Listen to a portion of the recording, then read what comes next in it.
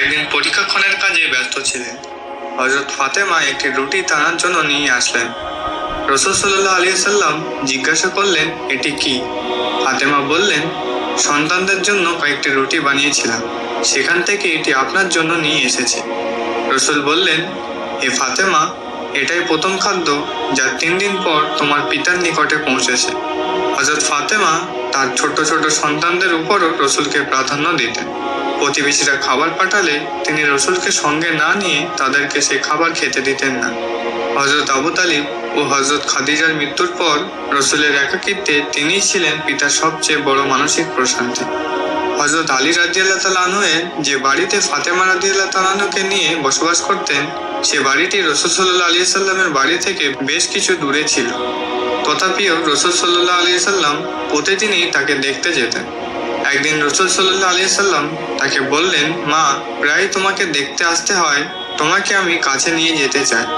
ফাতেমা রাদিয়াল্লাহু তাআলা আনহা বললেন, আব্বাজান, হারিসা বিন নোমানের অনেক বাড়ি আছে, তাকে বলুন একটি বাড়ি খালি করে দিতে।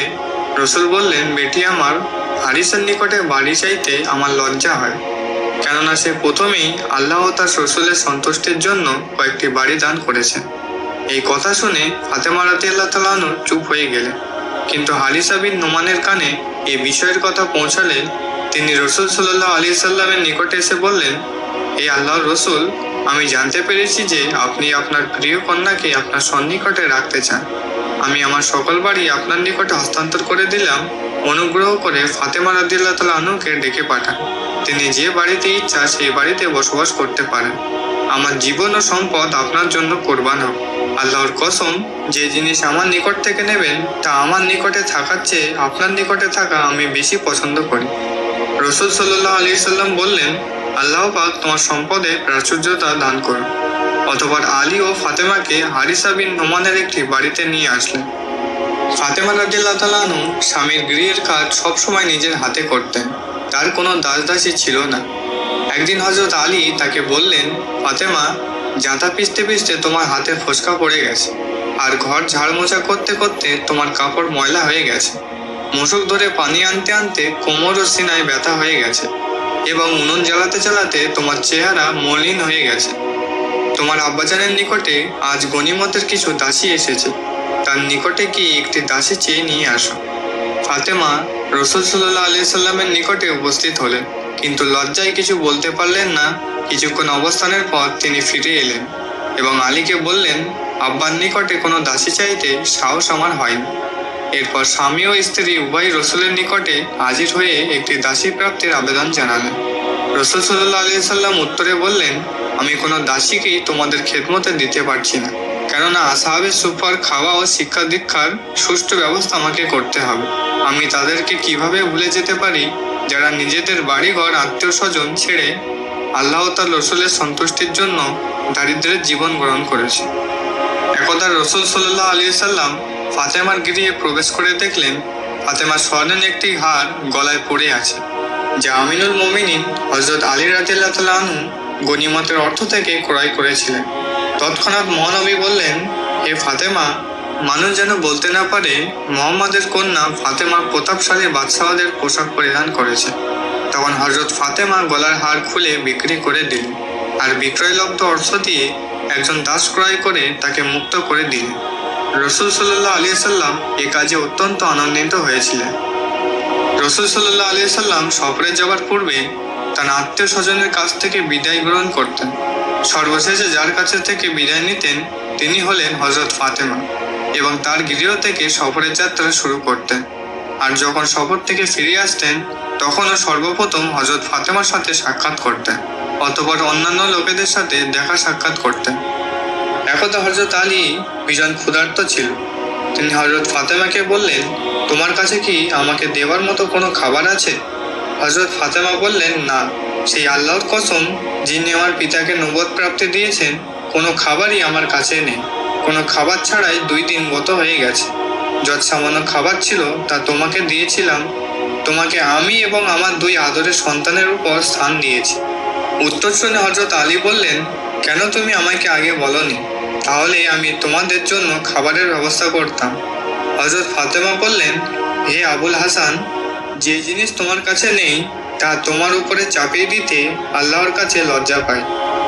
হযরত আলী ফাতেমার কাছ থেকে বিশ্বাস এবং আল্লাহর উপর নির্ভর করে ঘরের বাইরে চলে গেলেন এবং পরে তিনি কারোর কাছ থেকে 1 দিনার ঋণ নিয়েছিলেন। তিনি তা দিয়ে তার পরিবারের জন্য কিছু ক্রয় করার মনস্থির করেন। কিন্তু তখন হযরত মিকদাদ বিন আল আসওয়াদের সাথে তার দেখা হয়। তিনি মিকদাদকে দুশ্চিন্তাগ্রস্ত দেখতে পান। সেদিনের আবহাওয়া প্রচণ্ড গরম ছিল। সূর্যের উত্তাপে তার ছাতি ফেটে যাচ্ছিল আর পায়ের নিচে মাটিও ছিল ভীষণ উত্তপ্ত। এই অবস্থা তাকে বেশ কষ্ট দিচ্ছিল।